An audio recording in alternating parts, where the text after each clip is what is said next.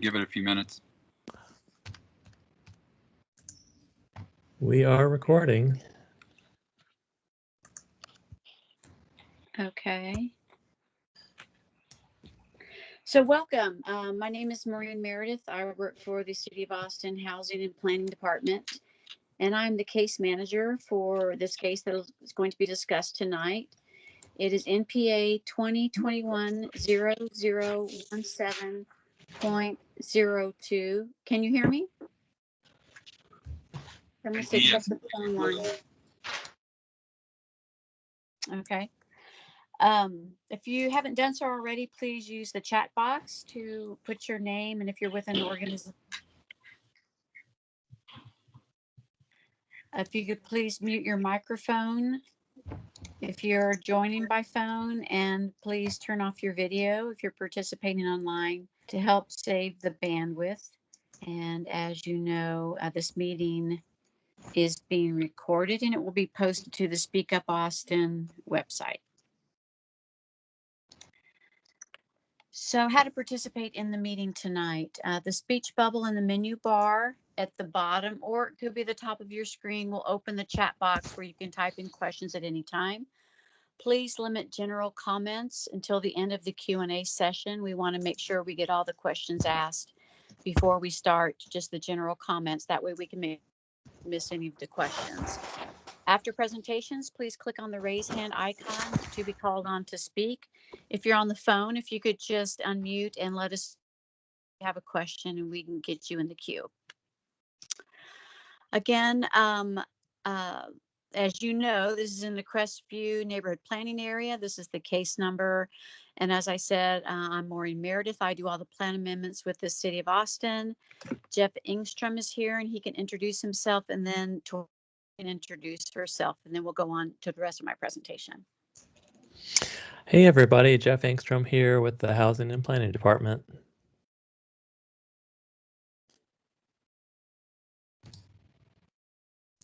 Hello everyone, this is Victoria Hasse with Thrower Design. I'm representing the property owners of the properties of the applications that are submitted.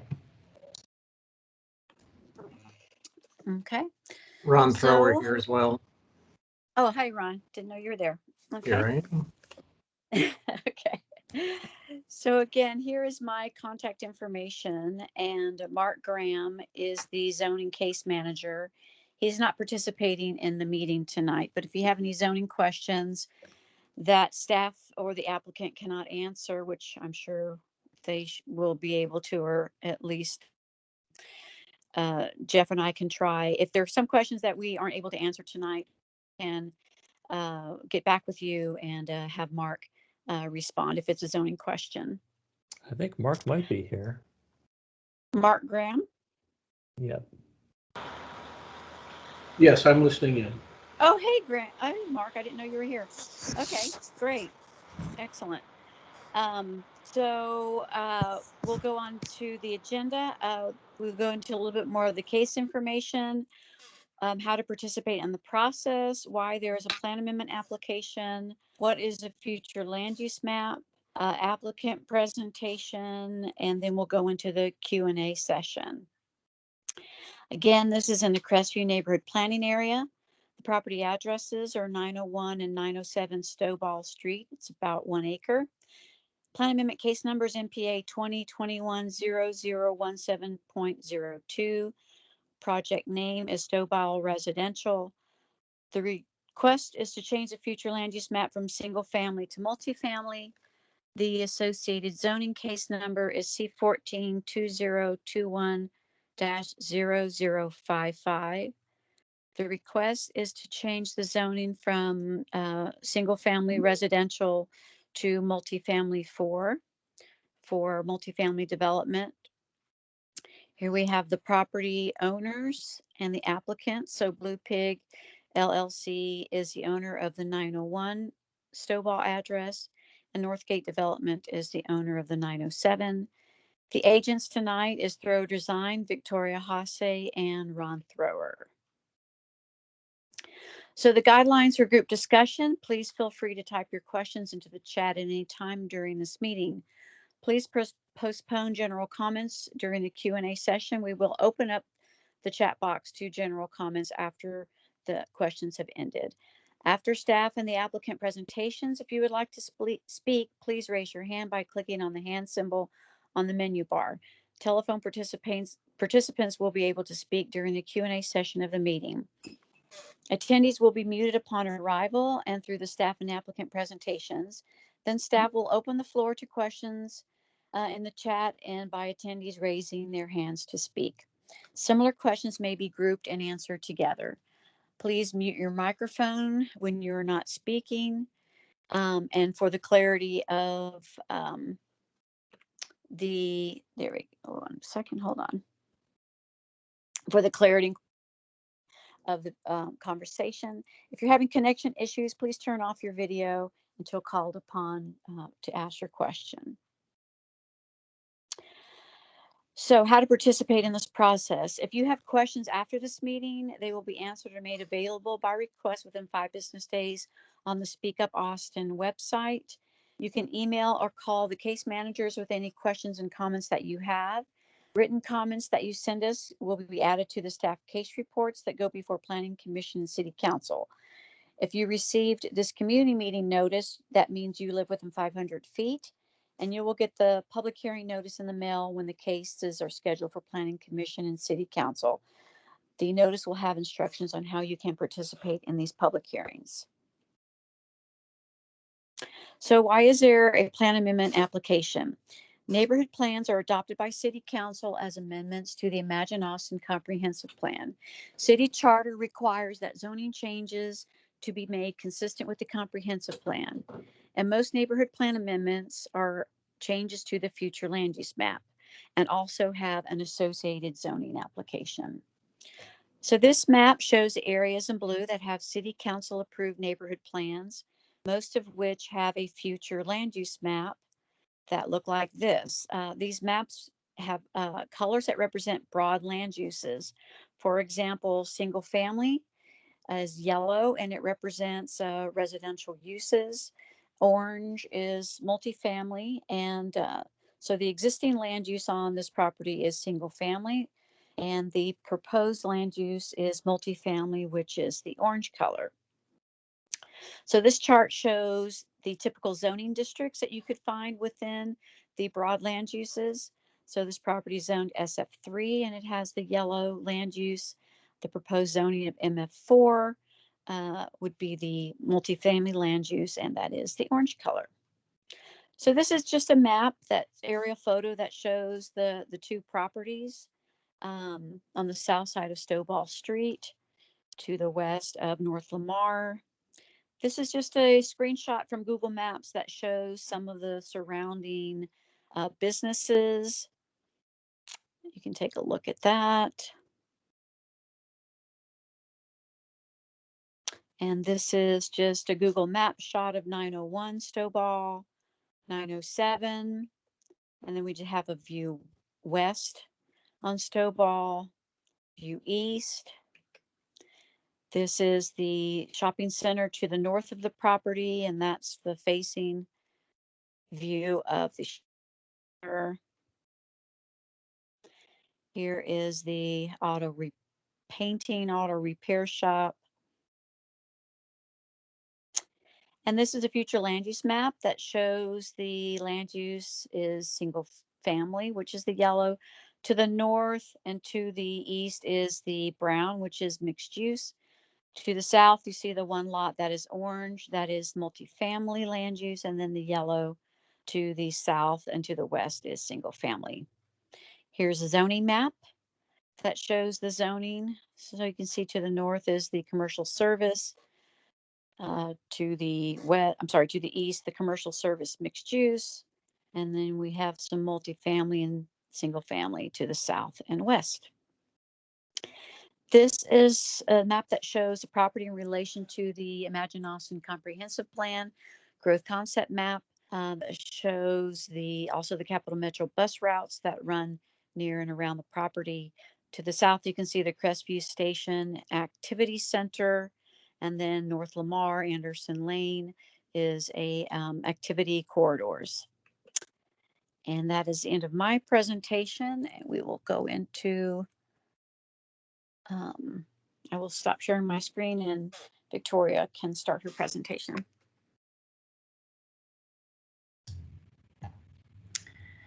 Good evening, everyone. This is Victoria Haase with Thrower Design.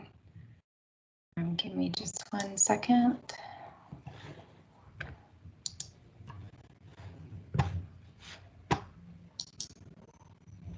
Can y'all see my screen? Yes, we can. Okay.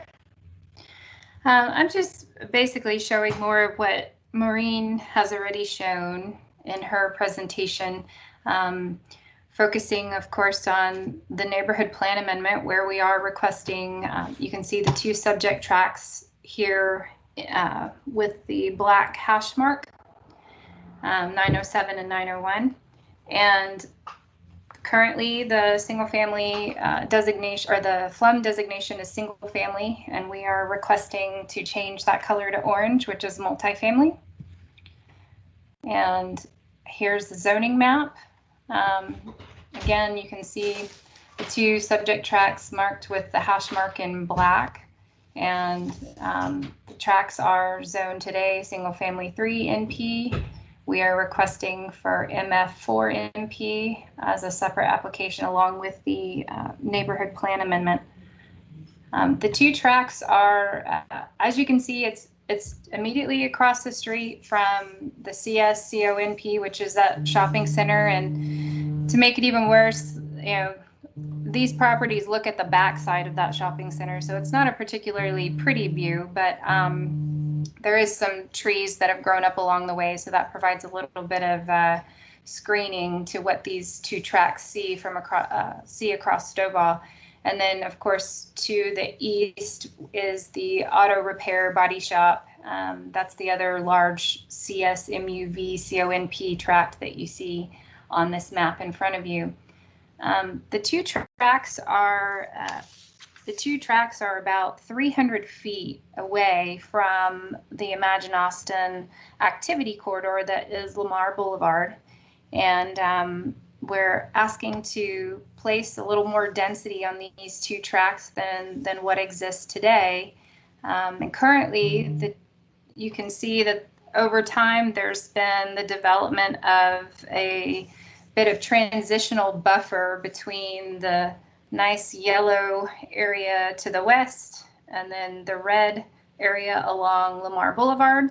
And that buffer consists of multifamily tracks that are zoned multifamily.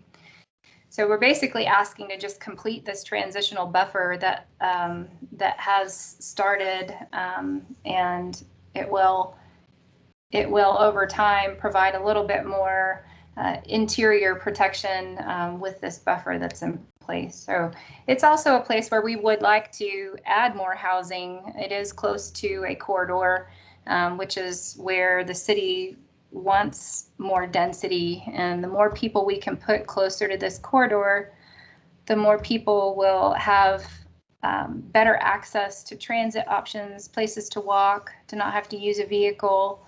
And all those things we believe in the long run are going to help our city as a whole, including this neighborhood. So we were here to just hear what the neighborhood has to say, get feedback, find out what the concerns are, and do our best to address those concerns, whether it's in this meeting or if we have to follow up after this meeting, we're happy to do so. But I will just leave it at that. Okay. So let's see, looking at the chat box, what questions we have there.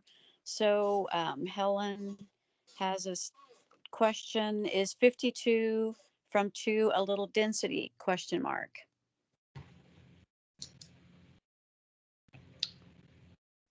Is that something you want to respond to, or? So yes, so today, I understand today there's a lot on each, there's a house on each lot. So there are 2 single family homes today. The intent, the property owners of the 2 tracts would like to redevelop these tracts and add some residential units. So if they were to do that today under SF3 zoning, they would be able to achieve, and this is based off of raw zoning density calculations, but SF3 would allow up to 7 dwelling units, and each dwelling unit, or each lot, sorry, 7 lots, each with a dwelling unit, and each lot could also potentially have an ADU as well. So if you look at it realistically, you could achieve up to 14 dwelling units with the current zoning today. But you also have to consider that there's things that come into play, like stormwater detention, water quality, things like that, that would all have to happen. So realistically, it may be less than 14 single family homes if it were to redevelop under today's zone. But under MF4, you can achieve up to 36 2-bedroom units. Again, that number doesn't take into consideration drive aisles, parking. It doesn't take into consideration water quality detention. So realistically, also there's compatibility that applies to the properties that are adjacent to the single family zoned tract. So once you apply all of those elements to a development here, you're going to get less than what the zoning, the raw zoning district calculations say that you can get. But just to give us a raw number, it is a difference between the possibility of 14 dwelling units today versus 36 2-bedroom multifamily dwelling units under redevelopment. So. Okay. So moving down through the chat box, this is another comment question from Helen. Is it really 300 feet because it's a mile, about half a mile to the Crestview Station, which is a lie in their letter? Then she says LLCs have desires and aspirations.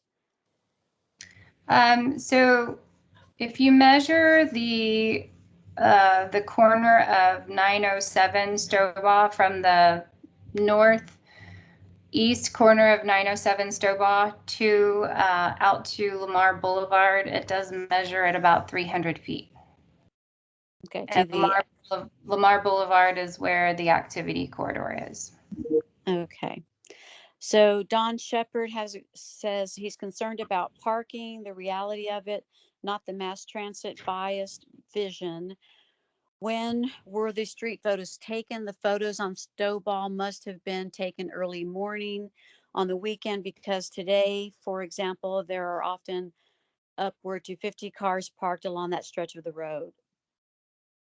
So for my presentation, they were just taken from Google Maps. I don't know when Google Maps took their pictures of these streets. I don't know. Tori, did you want to add anything to? I do. I also went over there and did a site visit midday, probably sometime between 11 and 1 is when it was around the lunch hour. And I actually got some photos, and there were no cars parked on the street during that time too. And I'm happy to share those photos with anyone who would like to see them. But the streets were clear. I was able to get photos of the back of the commercial property that's to the north, and looking the other direction down Stobaugh as well, looking west. So as far as concerns about parking, the development will have to provide parking with it. The city requires that. So the development will include parking on the site, not off street, not on street, but on the actual site itself. So. Okay, so moving along through the chat again, Helen says no traffic impact, NPZ connectivity or design plan has been done, right? That is correct. This development is not large enough to trigger like a full traffic impact analysis. This is a pretty small development in terms of traffic impact analysis are triggered when you have development that is going to bring forward 2,000 or more daily vehicular trips.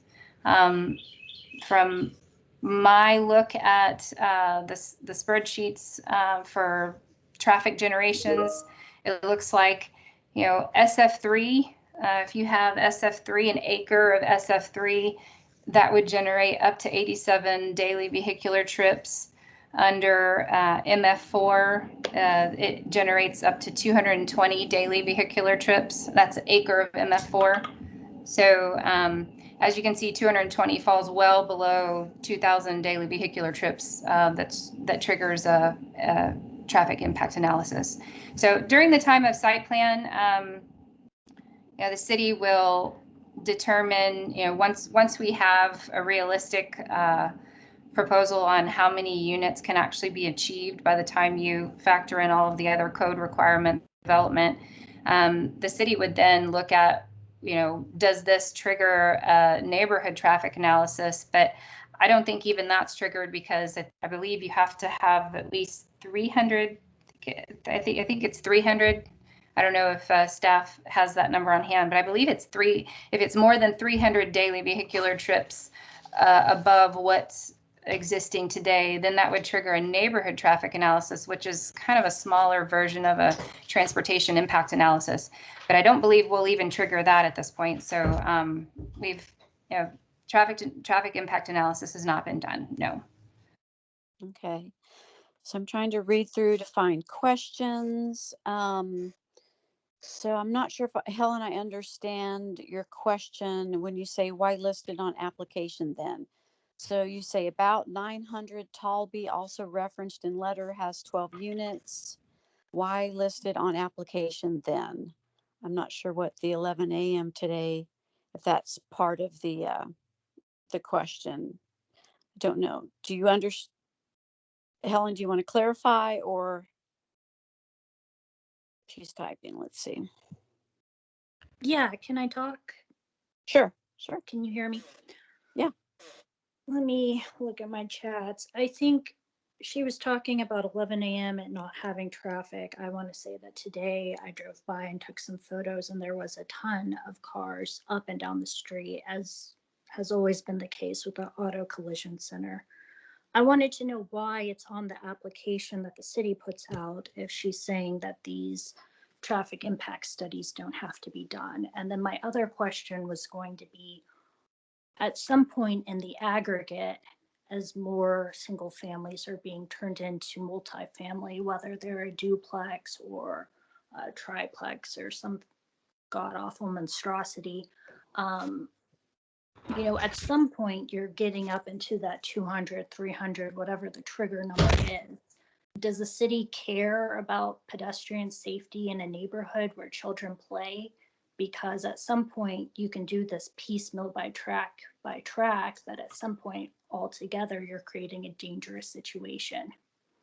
And would it at some point, given all the development in the neighborhood, not warrant a traffic study? And is there a way to just request one, like by going to our city council member, Leslie Poole?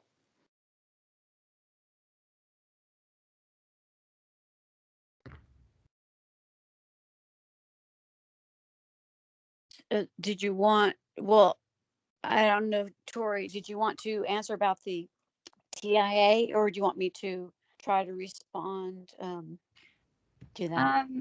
Well, I mean, I don't, one time, and I say this, I used to be city staff as of a few years ago, but current city staff can correct me where they feel like they need to. But as far as like, why does the city ask for it? Once upon a time, years ago, the city did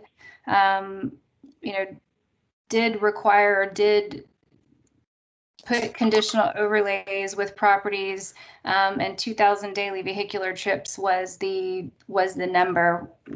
Where that number comes from, I don't know where that number comes from, why it's 2,000 and not, 800 or 3,000. So that I don't know, but I do know that now that the city has gotten out of the practice of putting conditional overlays for most properties with that 2,000 daily vehicular trip limit, I don't know why the form is still there, why it's still being requested, but it's still part of the application. So we fill it out and we send it into ATD, and ATD gives a sign off. They give a preliminary look at what the proposal is, and if the applicant doesn't have a realistic idea of how many units they're going to build, then they look at what the maximum density, what the maximum allowance would be under the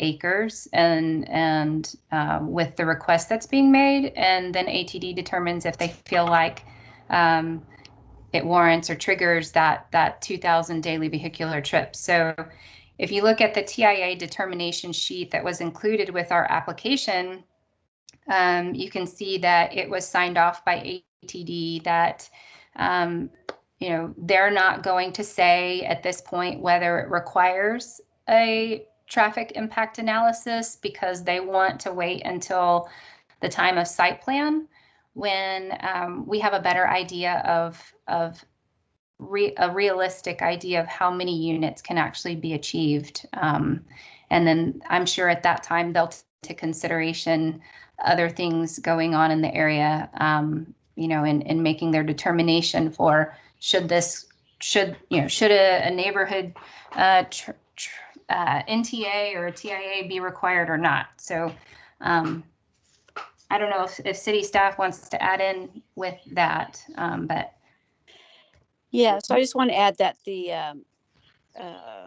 TIA is associated with the zoning change application, not the plan amendment application. So I don't feel I have qualified to answer about the TIA.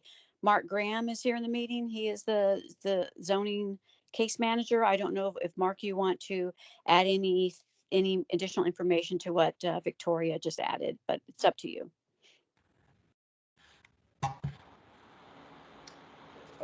No, not tonight. Thanks, Meredith. Okay. Let's see. Let me get back to the Q&A. I'm looking for questions, not comments at this point.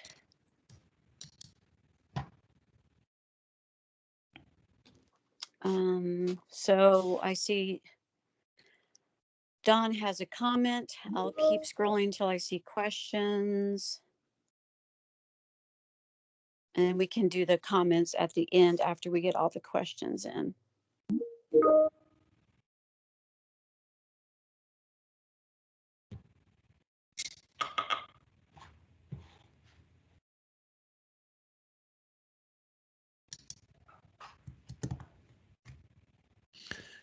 Looks like Don has his hand up. Okay. You can unmute Don if you want to speak. Hi, this is Don Shepard. I'm not opposed to density. I just want to know how many, let me turn my sound off, how many on-site parking spots per domicile are likely to be proposed. Maybe premature with that question, but it does seem to me that there's so much pressure from two neighboring businesses. Hertz Rent-A-Car stores cars on the street. Continental Collision does business right in the middle of the street there, and their employees park. Over on Talby, we've had the same, discussion. So is there like a ratio planned in the multifamily zoning request? That's all I had. So it's the ratio is two parking spaces per unit is about what it is. So, sometimes the city will give a 20% reduction if you're in the urban core.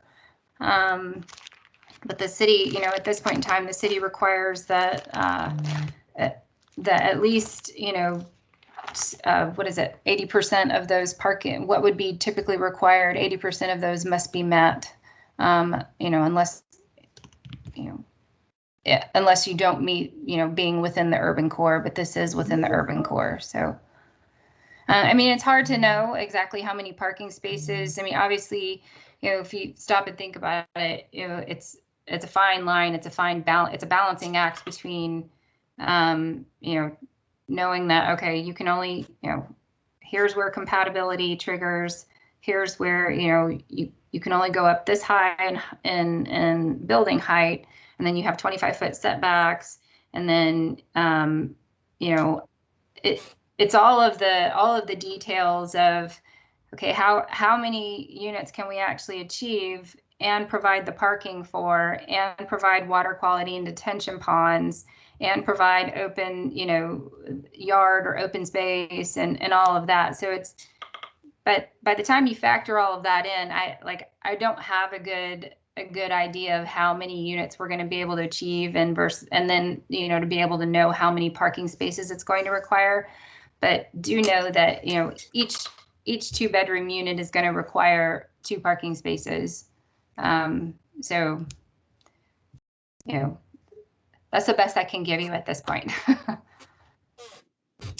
We don't have a conceptual site plan or anything like that at this point. Like, we're just trying to achieve the zoning, and once we achieve the zoning, then they'll go down the path. Our clients will go down the path of looking at, okay, now we have the zoning. What can we realistically achieve with this? And that's where, you get the engineers involved, looking at, how the site flows, the topography of the site, where are the detention ponds going to go, all of those details will come in. But it's all very expensive, and truth be told, the expense of all that is part of the reason why everything, is so expensive, the city fees and everything else. But that's another story. So,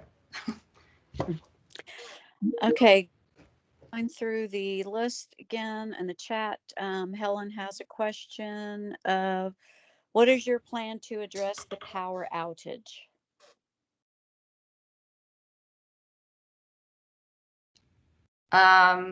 Is that a question for me? Helen, do you want to speak in a little bit more detail of what you mean? Yes, we were without power for several days. And so you were talking about putting strain on an already strained system. There's been no plan from the legislature or local government to address what's going forward. Even last week, on a balmy spring day, we were nearly facing another power outage. What, if any, I think I noticed on your application there was no smart housing, no green incentives, nothing that would prevent further strain on an already compromised grid. So you're just going to be taxing the system more? Do you plan to amend your application to make it more green? And then along those lines, with the parking and the density, what percentage would be impervious cover? We're in a 100-year floodplain area now, but with climate change, 100-year floods and other storms happen all the time. So that really doesn't mean anything. So if you don't have one, you could just say so. We've not gotten far enough along in the development of this project to know what sort of sustainability, green practices that this development will include. So I don't have an answer for you, but we can look into it. We can have discussions on our end and see if I can get more information. And I guess just to kind of go back to this point about density and ground cover and parking, I looked at council members Pool's website for District 7, and apparently less than 4% of the population in this area takes public transport. And so I think it's important that there's space for people to have 2 cars that are parked on their property and not on the street. because that's the reality. And I don't think that the plans really account for that now. And with all the people walking, with all the pets, with the children, with the garbage, recycling, and compost, it's very dangerous a lot of the days. And especially with the businesses at the end of the street, too, adding extra strain on an already taxed area. So I see Don has his hand raised. If you'd like to ask your question, Don.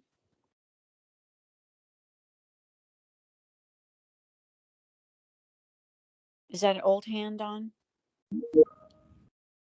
Yes, I'm sorry. That's an old hand. I didn't know how to put it back down and I was typing. Okay. No, I really wish there was a traffic study because of the many dozens of domiciles that have been added in this eastern portion of Crestview neighborhood. People tend to take shortcuts and they're pushing toward the railroad track behind whatever that street is and over to Morrow or West Anderson Lane. And it's already an auto pedestrian conflict. But if there's no real thought given to how actual people going towards mass transit can move, the sidewalks are adequate.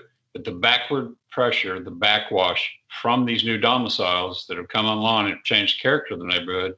And we really can't, there's no way westward for shortcutting residents to go except over the tracks on Morrow at the railroad track by the softball field. So there are lots of conflicting things that should be studied. And I just think it would really appeal to the neighborhood if such a plan was done. My concern is just auto pedestrian conflicts really more than anything else. I'll put my hand. Okay, thank you.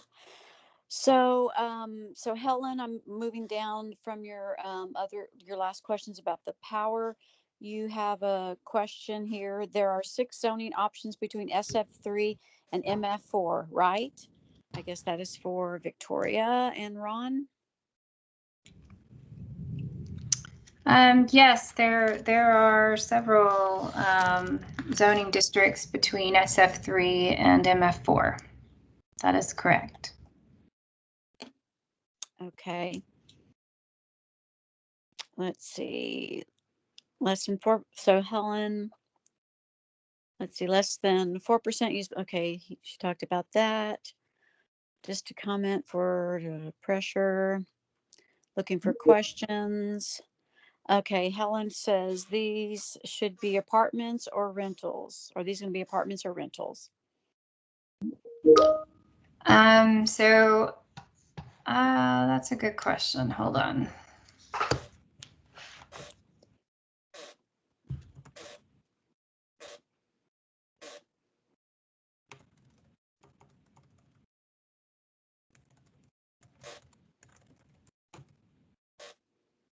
Are you asking if these are going to be for ownership or rental? Because apartments and rentals tend to be the same thing. I guess so. I looked at the council members' website again for District 7, and the renter occupied units went up 20% in the last 10 years. And so I think you're changing the character of the neighborhood such that homeowners are no longer going to want to live here. You're really not stopping the sprawl. You're just pushing people who can afford to move out into the suburbs out. And so if these are also going to be rentals, I look around at my neighborhood and you see people who don't take care of their yards, who don't care if their sprinklers run and waste our water all day. And so it bothers me that our natural resources are going to be going to waste for a lot of people who really should be living in apartments, who don't really know what it takes to be homeowners.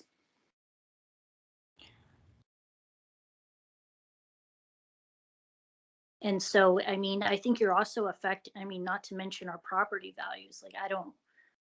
I think there's a difference between a rental neighborhood and a home-owned neighborhood. And so, you're pushing out existing people when you do dramatic changes like this.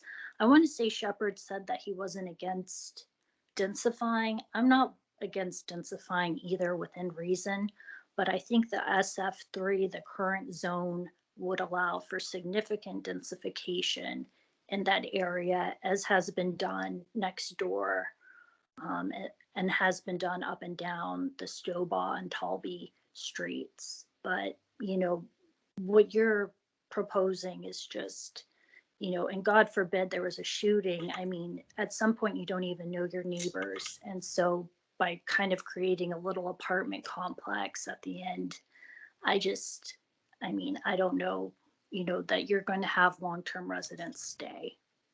And so you're kind of degrading the neighborhood and accelerating that. I think we may have to agree to disagree. I believe that. I mean, the stats speak for themselves. People are leaving. I do what I do because I believe strongly in creating a more sustainable city that serves more people and in a more functional way. And I believe that the only way we're going to achieve that is through placing density in the appropriate places, so that someday, we have the density to support a mass transit system that everyone will use and will enjoy using. I understand the current one lacks a little bit, but it takes time to build these systems. It doesn't happen overnight, and it doesn't even happen over a single decade. It does take time. So, I just throwing this out there. My son's best friend lives over in this neighborhood, and so my son rides his bike on Morrow over the railroad tracks to his best friend's house pretty frequently. So I just want you to know, for those of you that have concerns that live in this neighborhood, my heart rides his bike into your neighborhood weekly, and so I understand the concerns for greater units coming and bringing more traffic, but I think there's a lot of different ways you can look at it, and for me, I believe that creating more density in the core is going to save our rural lands. We do have a problem in the city with houses and land costing more, but I can tell you right now that if this property redevelops as under current entitlements of SF3, Helen, I know you mentioned that you had concerns about, your property taxes going up. Well, if this property develops under SF3, look at what's happening on the SF3 lots around you.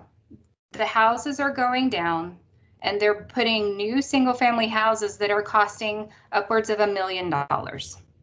So you can have $7 million homes on this 1 acre tract, or we can allow for MF4, which will allow more units that are going to cost less. So it actually makes it more attainable for people to come live in the urban core, which is where we want people to live.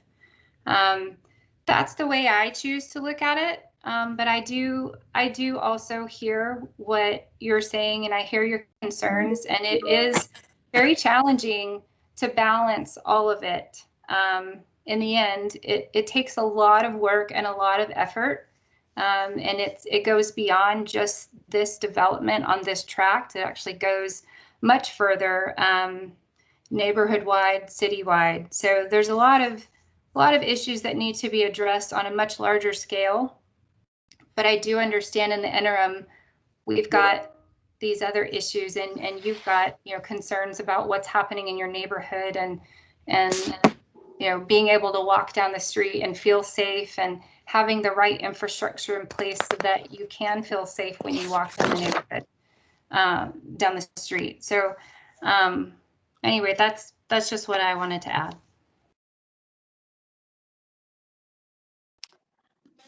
Okay, any more questions?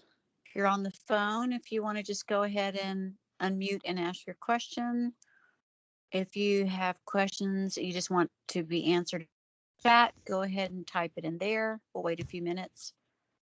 Helen, your hand is up. Did you want to ask another question?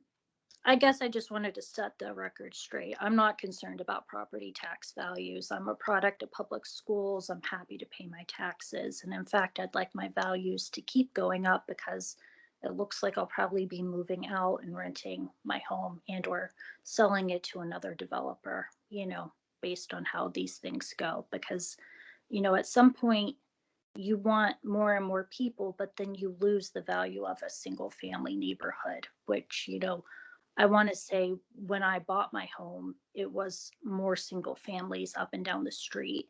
And that's, what I bought with that in mind. And you would think that a contract, that a city plan, that these things would have meaning, and that if you were going to go ahead and change them, you would have to go to the voters, to the ballot box. And I think, Codex was soundly rejected. And so, what Miss Victoria Hossie wants is not necessarily what I want or what the majority of the people in the city of Austin or in this neighborhood want. And so, I, I can appreciate that her son comes here, but it's kind of besides the point. Okay, any other questions, comments?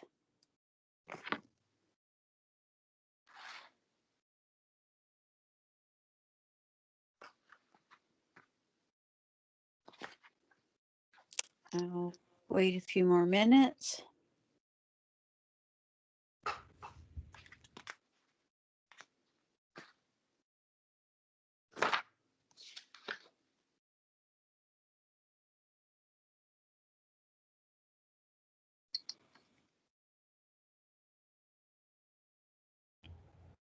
I guess if I could comment one thing about the process. Sure. I feel like it was a little bit dishonest to receive the first letter and it used the term single family to multifamily, which is kind of, what we would expect to happen, and whether that becomes a duplex or a 3, 4, 5, 6, 7, 8, as has been done throughout the neighborhood. I think that's expected. And then only in the second letter to find out that this could be up to 54 units, which would be quite a bit different. So I think the terminology that the city uses and the order in which we're informed about these things is incredibly dishonest, because I'm sure, my neighbors who don't have a law degree are probably not looking carefully at their mail, or, we learned the value of recency and primacy. And so you get the first letter, you flip through it, they use the term multifamily. They're like, oh, that's fine. That's what's going on. But they don't know that multifamily means 54 units. And so I would just say that I feel like this whole process has been incredibly dishonest. And I think some of my conversations with the staff, asking if I wanted to give Victoria a preview of my thoughts when they haven't really put too much together for us to even consider, is a little bit, it makes me wonder what's really going on in the city planning department and how closely y'all are working with private developers, especially, if they don't have to justify why they're changing what's already been set out, which was presumably, developed at some point with facts and reason and community input, just to have it switched on a whim because of somebody else's preferences for what my neighborhood looks like. A nameless, faceless LLC who's looking to, in my mind, become a slumlord or make some profit off of this, not out of any desire to diversify, the class or, racial basis of my neighborhood. It's all just very reading through their letter and how they want people to use the public transport, but they don't even have the accurate description of, they're using 900 Talby as an example, but that's not an MF4, it's an MF3. They're saying it's less, like a half mile to the train station when it's really closer to a mile. It's all just been, kind of one thing after another that makes you really doubt the process and whether you can get a fair shake. So I'll address your comments about the notices you received in the mail. So there are two applications. There's a plan amendment application, and that was the notice of filing you received that showed the existing land use as single family and the proposed land use as multifamily. So that is just the application to change the future land use map. So then the second notice that you got was for the zoning change application that then provided more detail as far as their specific zoning change request of MF4. So they're two separate applications. And so even though it's the same property in both applications, it is two separate applications. So that's why those two notices are separate. And of course, if people get the notices and they're confused, it has my contact information on. People can reach out to me. People can reach out to Mark if there's any confusion of people who receive those notices in the mail. And if you're referring to when you and I talked on the phone, when I had suggested that you maybe talk to Victoria or Ron, my memory was you were asking for more detail about what they were proposing. And I said, I can only provide you information, what I have in their application. And if you wanted to call them to ask them more specific information, they would be the people to provide it. So that was my rationale for suggesting you talk to Victoria or Ron.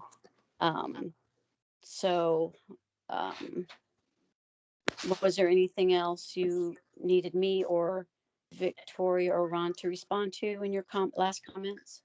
Can I make a suppose- clarification? I suppose if I can go ahead, I don't think it's that someone's going to reach out to you for clarification. I think the word single family and multifamily is fairly clear. I think how the city uses them is disingenuous to the average person. And so I think that's something I'm going to take up with my council member, because I don't think the average person is going to read through this and get that multifamily could be an apartment.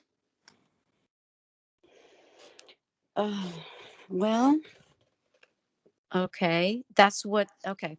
So yes, Versus we a can, duplex or a condominium, which is typical for the area. So, well, multi generally tends to be apartments in how I would understand the word multifamily. And the MF4 zoning district can allow up to single family duplexes, et cetera, up to whatever the density. So I guess, again, we could agree to disagree on that. Victoria, did you want to say Yeah, something? I just wanted to clarify. My letter talks about the Crestview Commons. The TOD is a half mile away, not the train station itself. It's the transit oriented development is what I meant. I don't have my letter in front of me to know exactly the words that I stated, but the intention was that it is a half mile from the Crestview TOD is what was intended. So I was not trying to deceive anyone. I was not. I looked at it in terms of the transit oriented development of Crestview Station, and that is a half mile away. So I just wanted to make that clarification. It wasn't because I was lying or trying to deceive. That was my intention of what I was trying to communicate. So I just want to make that clear. Okay. Any more questions or comments? I guess just like to verify some information I'm looking at. Sure. Is this Chip? This is Chip, I'm sorry. Sure, go ahead. I just wanted to verify with this application, or these applications, we're going from the current 2 units to possibly 54 units. Number 2, that we're going from allowable heights of 35 feet to 60 feet. And that third, we're going from a current 45% impervious cover level to a 70% impervious cover level. Is that correct? So Chip, so you said impervious cover, building height, and density, That's correct? correct. Okay, so density, yeah, MF, we're not going to put 54 efficiency units on this acre of land. I know that's not our client's desire. Could it be someone else's? You know, who's to say? But our clients that are wanting to do this project, their goal is not for 54 efficiency units, because if you're going to get 54 units, it would be efficiency units. And truth be told, you would probably never be able to get even 54 efficiency units, because that spreadsheet, that table that references that number, does not take into consideration that you also have to provide land area for water quality, detention ponds, for drive aisles, for parking. It doesn't take into consideration that some of your land area is going to get taken up by compatibility standards. You know, any new development under an MF4 scenario would have to step back at least 25 feet from any property line that it shares with a single family use or a single family zone. So, you know, that whole western side of is it a 901 or 907? I get the most western tract. That whole side, there's going to be a 25-foot buffer where they can't have any building at all. And then when they can have a building after that 25 feet, they're only going to be limited to 2 stories in height, which is the same height limitation that all of the single family owners enjoy currently today. So there's no way, yes, MF4 allows up to 60 feet in height, but these 2 tracks are not big enough, and they're not far enough away from single family properties that they would be able to achieve 60 feet in height. The most that they could achieve is likely to be closer to 45 feet, and that's going to be at the most eastern side of the property, which is right up adjacent with the body shop that's existing there on Lamar. So while the zoning districts do state these maximums of, oh, you can get up to 60 feet in height, and oh, if you want to do all efficiency units, you can get up to 54 of those, it doesn't take into consideration all of these other things that really limit what you can actually achieve on the property. So I just want to call your attention to that. Chip, you are correct that those are the numbers that are quoted in code for MF4. You can get up to 60 feet in height. You can get up to 70% of the area as impervious cover. And you can get up to 54 efficiency units. But none of those numbers are going to be achieved. None of those numbers are going to be reached, even if they were desired to maximize to the greatest extent. You wouldn't be able to get those numbers. Those numbers don't take into consideration all of the other site development requirements that are in place in the land development code. So I just wanted to clarify that. Thanks for acknowledging that the MF4 zoning does include a height of 60 feet, impervious cover of 70%, and 54 units.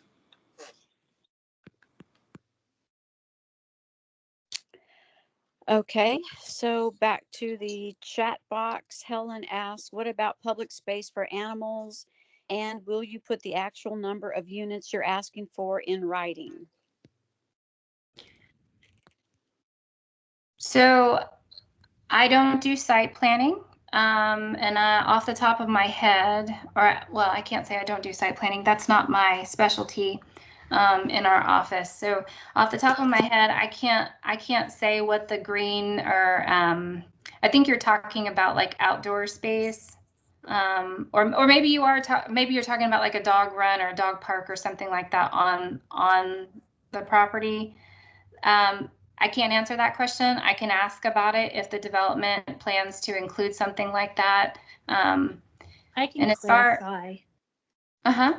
Basically, it seems like people, no matter what amount of square footage they have, they own 2 to 3 dogs. And I have several random people come and use my yard like it's a park, and I don't want to put up a fence.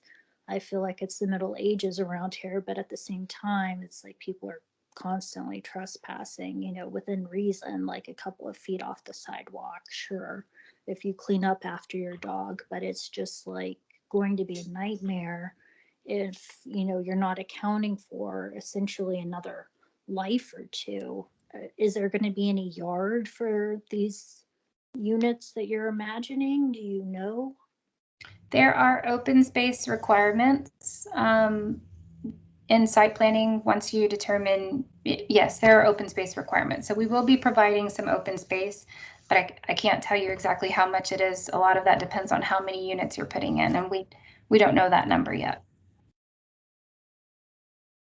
So that actually gets to your second question. Will you put the actual number of units you're asking for in writing? We don't know how many units we're going to be able to achieve just yet. Is this meeting premature? Will there be another one when there's actually something on paper? The actual number of units is determined once you get into the site planning process, because in the site planning process, that's when you bring an engineer in and you look at all of the very specific details, but we're not site planning yet. We're just asking for zoning. And once we achieve the zoning, then we'll actually go through and look at all the specific details, and that will be required to be submitted in a site plan, and the city will go through and they will do their review and they will pick it apart and tell us to go back and change this and change that. And it's a very long process that lasts a lot of times a year or more. So we're not there yet. And it's okay to not be there yet. This is the level of zoning at this time. We're not site planning just yet. I guess I can't believe that you're asking for a blank check and essentially offering the neighborhood nothing. I just feel very frustrated by this process, and I can't tell you how strongly I'm going to protest to my council member.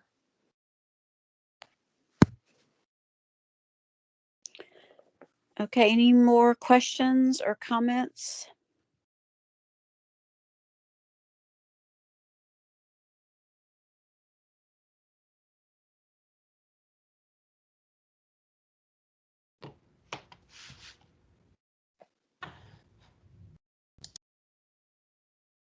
Wait a few more minutes.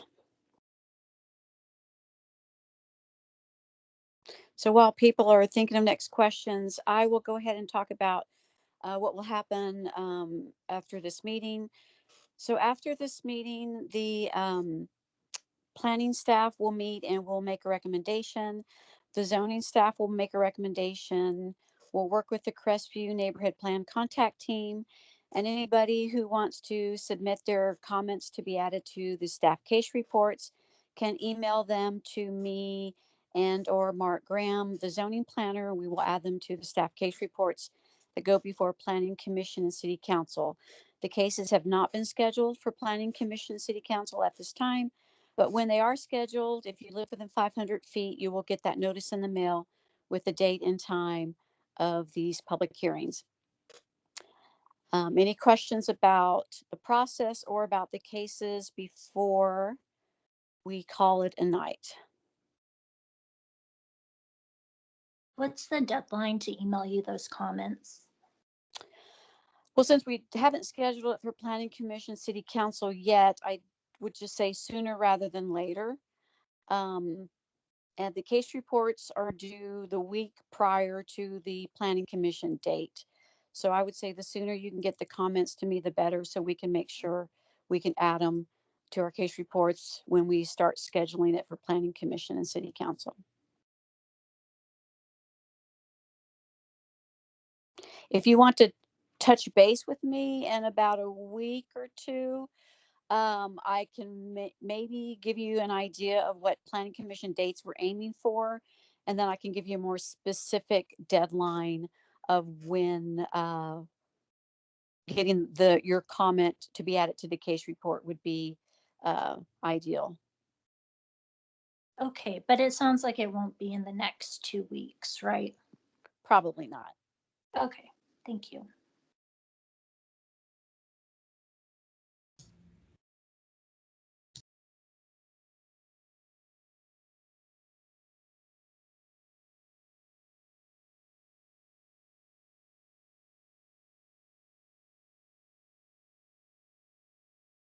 Okay, so if there are no more questions or comments, I can go ahead and end this meeting. I'll wait a few more minutes for any last minute questions.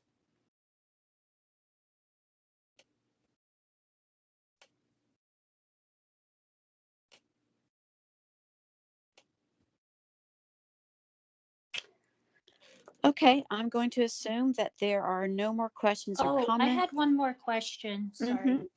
Sure.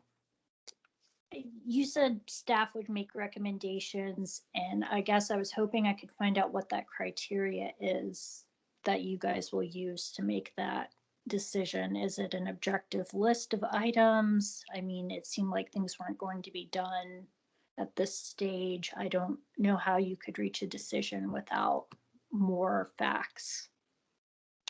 So we will, for the plan amendment request, we will look at the comprehensive plan. We'll look at the Crestview plan. We'll look at um, planning principles. We'll report back to the comments and concerns that were made in this meeting tonight. We'll take all this into consideration when we make our recommendation. And so Crestview plan is online, the comprehensive plan is online. I can send you the planning principle list that we look at. As far as the zoning planners, they have their zoning principles that they look at. They also look at the comprehensive plan, and they make their recommendations separately as the zoning team. So you may need to reach out to Mark Graham individually to get more specific information from him on the zoning review.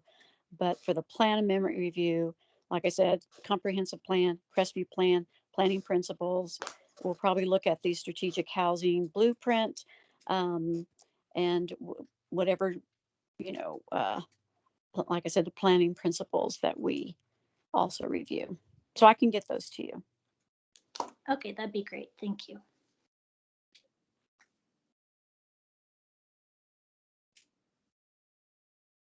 Anything else?